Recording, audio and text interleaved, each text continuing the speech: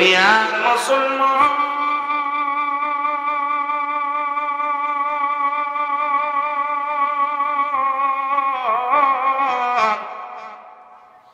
গভীর মনোযোগ দিলের কান্দা লাগা শোনো। মানুষের তিনটা বিপদ, নাম্বার 1 হলো মানুষের মরণ, 2 নাম্বার বিপদ হলো কবর। এই যে এখন নিয়ে গেল কাঁধে করে অন্ধকারে শোয়ানোর জন্য, 2 নাম্বার বিপদ হলো কবর, 3 নাম্বার বিপদ হলো কিয়ামতের ময়দান। একটার পর একটা বড় বিপদ রে মুসলমান। এরে মুসলমান শুনে নাও, এরে আল্লামা মুফতি আমজাদ আলী সাহেব যে কিতাব লিখছে বললাম বাহারে শরিয়াত, ওই কিতাবের মধ্যে লিখতে যা বললেন, দুনিয়ার মানুষ শোনো, মানুষ যখন মারা যায় 70টা উটের গায়ের চামড়া জবাই না করিয়া উল্টো দিকে টান দিয়া সিরিয়া লবণ আর মরিচ লাগা দিলে যতটুক যন্ত্রণা হয়, এর চাইতে 70 গুণ যন্ত্রণা হলো একটা সাধারণ মৃত্যু। কত মানুষের জানাজা পড়াইলাম, কত মানুষের দাফন করাইলাম, কত মানুষের গোসল করাইলাম। ওই মরণের সময় জিহ্বা বাইর হয়ে গেছে, আর ভিতরে দেওয়া যায় না। মরণের সময় পায়খানা করে দিছে, প্রস্রাব করে দিছে। মরণের সময় চোখ দুটি বড় বড় হয়ে গেছে, বন্ধ করা যায় না। এইরকম কখন যেন আপনার আমার মরণ চলে আসবে। ও যুবক, দেবের কান্না লাগা শোনো।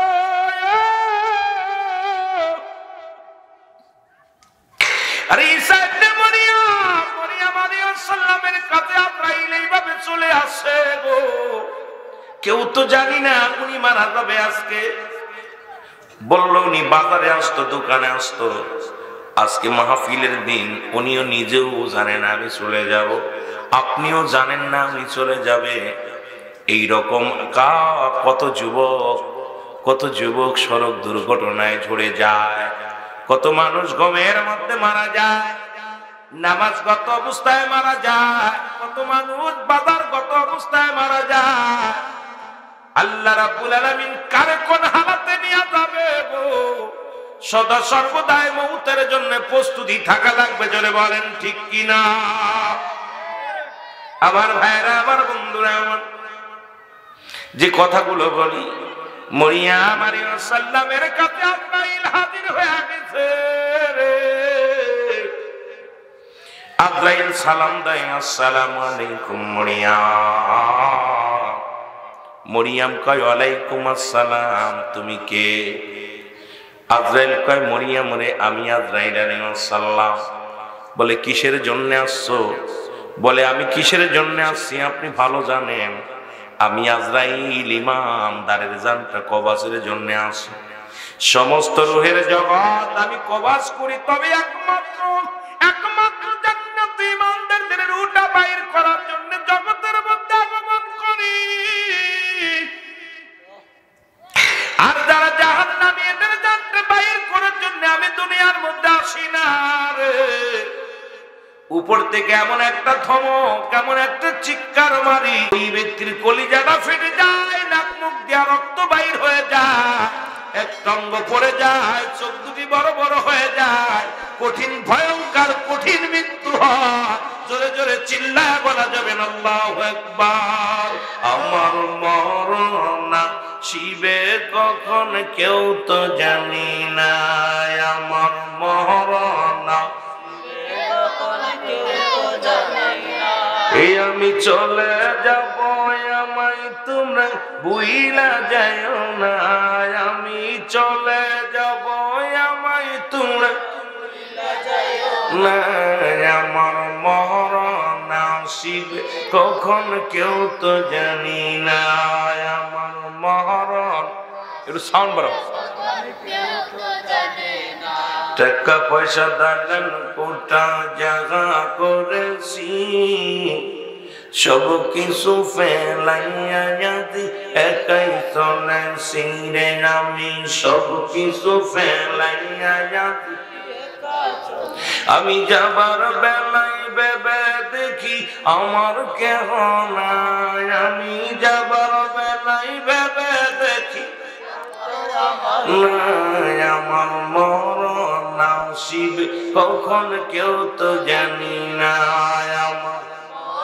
এইটাই সাউন্ড কমাই দাও, মাইকে সাউন্ড বাড়াও, মাইকে সাউন্ড বাড়াও, বক্সে সাউন্ড কমাই দাও, মাইকে সাউন্ড বাড়াও, এটাই কমাই দাও। আমার মরণ নসিবে কখন কেউ তো জানি না আমার,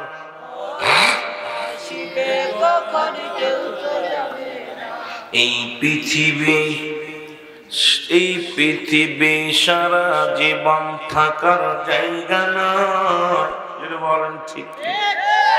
অন্ধকার কবর যে তোমার আসল ঠিকানা রে মানুষ, অন্ধকার কবর যে তোমার আসল ঠিকানা, এই পৃথিবী চিরদিন থাকার জায়গা না, অন্ধকার কবর যে তোমার আসল ঠিকানা রে মানুষ, অন্ধকার কবর যে তোমার আসল ঠিকানা। এই আমি চলে যাব আমায় তোমরা বুইরা দায়ুরা, আমি চলে যাব আমায় তোমরা বুইরা দায়ো না, আমার মরণ নসিবে কখন কেউ তো জানি না, আমার মরণ নসিবে কখন কেউ তো জানি। এ দুনিয়ার মুসলমান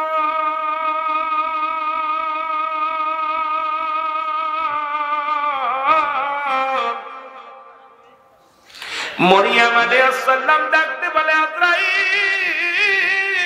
আজরাইল রে,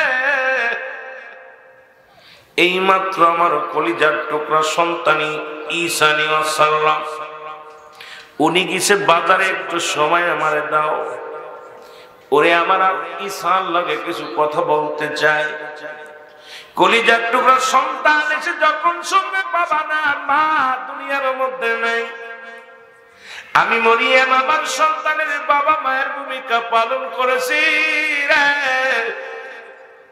এসে যখন দেখবে বাবা মা দুনিয়ার মধ্যে নেই, আমার কলিজার টুকরা বড় কষ্ট পাবে। মুসলমান শোনে না, আজরাইলে আমাকে একটু সুযোগ দাও, আমার কলিজার টুকরা আসুক, তারপরে আমার রুহটা বাইর করো। এর কত মানুষ গতকালকেও দেখলাম প্রায় 30টার উপরে লাশ প্রতিদিন বিদেশ থেকে কাফন করাইয়া কফিন করে বাংলাদেশে পাঠানো হয়। বড় স্বপ্ন ছিল বিদেশে যে টাকা কামাইবা, আল্লাহ রাব্বুল আলামিন লিখে রাখে নাই, মরা লাশ এই দেশে ফিরা লাগে। কত মানুষের বিদেশে দাফন হয়ে যায়। ও যুবক একটু দেরের কান্ডা লাগা শোনো গো, এই মরিয়ম আলাইহিস সালাম ডাকতে বলে আজরাইল একটু সময় দাও, আমার কলিজার টুকরা সন্তান আসলে তারে দুইটা বুঝ দিয়ে যাও। এর আজরাইল ডাকতে বলে মরিয়ম,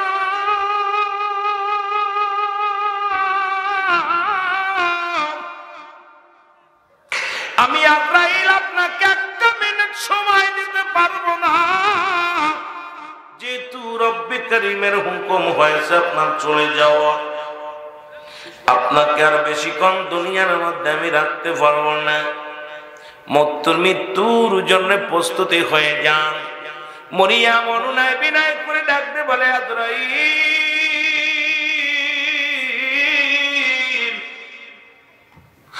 আজরাইল রে, আমাকে একটু সুযোগ দে রে, আমার একটু সুযোগ দে, আমার কলিজার টুকরা সন্তানের একটু দেখতে চাই, আমি আমার ইসারে দুইটা কথা বলে সান্ত্বনা দিতে চাই রে। আজরাইল, আজরাইল কই মরিয়ম রে, হবে না, হবে না, সময় দিতে পারবো না, তুমি প্রস্তুতি হও। মরিয়ম আলাইহিস সালাম বলে আজরাইল রে, যদি নাহি দিবা তাহলে নাও, আমার নিয়ে যাও। মরিয়ম আলাইহিস সালামের মৃত্যু হয়ে গেল। ঈসা নবী ঘরে আসছে, যুবক শুনে নাও, ঈসা আলাইহিস সালাম ঘরের মধ্যে আসছে, আসে দেখে মা ঘুমায় আছে, চিন্তা করে মাকে ডাক দেওয়া যাবে না, কিছু সময় পার হয়ে গেল। ঈসা নবী চিন্তা করে জনম দুঃখিনী মা তো বাড়ি আসলে, কোনদিন তো মা জেগে ঘুমায় থাকতো না, জেগে উঠতো, আজকে কেন মা ডাকলো না? যায় মায়ের কাছে যায়, ডাকতে বলে মা মা।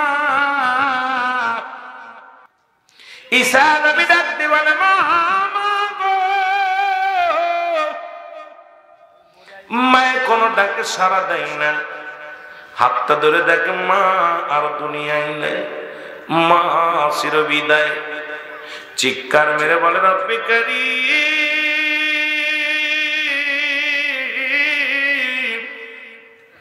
তুমি আমার মাকে নিয়ে গেলা, আমি কার কাছে মনের দুঃখ বলবো, কার কাছে আমি মনের কষ্ট বলবো? আল্লাহ মাওলা, মারে হারায়া আমি এখন কি করবো বলে তো? ঈসা নবী মায়ের বেদনায় কাঁদতে লাগলো। এবারে ডাকতে বলে আল্লাহ, আমি হলাম একজন নবী, আমার দুঃখিনী মায়ের সঙ্গে তোমার আজরাইল কি রূপ ব্যবহার করেছে জানতে চায়। রে আল্লাহ বলে আজরাইল তাড়াতাড়ি যাও, আমার বন্ধু স্মরণ করছে তোমারে, যাও। আজরাইল সামনে হাজির হয়ে গেছে। ডাকতে বলে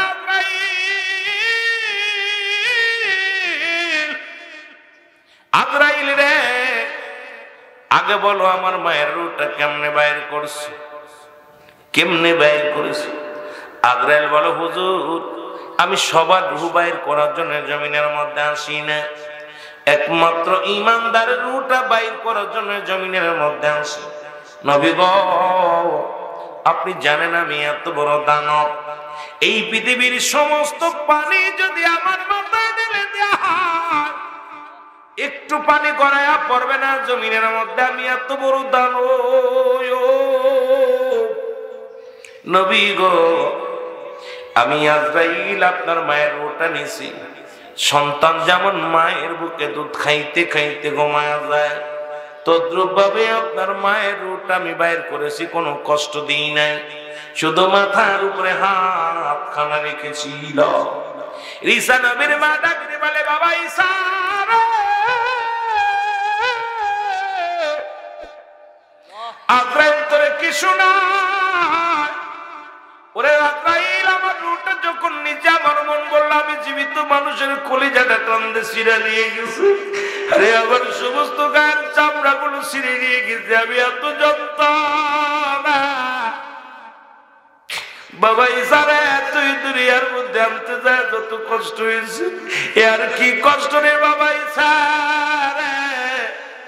এই মৃত্যু যন্ত্রণা এত কঠিন, আমি সহ্য করতে পারি নাই। বাবা, এই সহজ মৃত্যু যদি এত কঠিন হয়, আমাদের কঠিন মৃত্যুটা কত কঠিন হবে।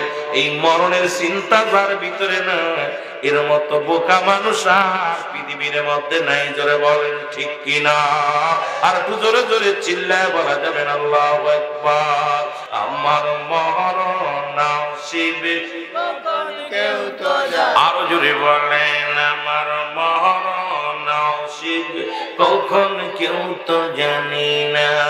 আমি চলে যাব, আমায় তোমরা ভুইলা যাইও না। আমি চলে যাব, আমায় তোমরা না। আমার মরণ নসিবে কখন কেউ তো জানি না। আমার মরণ কখন কেউ তো জানে না। টাকা পয়সা দাগান কোটা যাহা করেছি, সব কিছু ফেলাইয়া যদি একাই চলেছি রে। আমি সব কিছু ফেলাইয়া যদি একাই চলেছি। আমি যাবার বেলায় ভেবে দেখি আমার কেহ নাই। আমি যাবার বেলায় ভেবে দেখি আমার কেহ নাই। আসিবে কখন কেউ তো জানি না। আমার মরণ কেউ তো জানে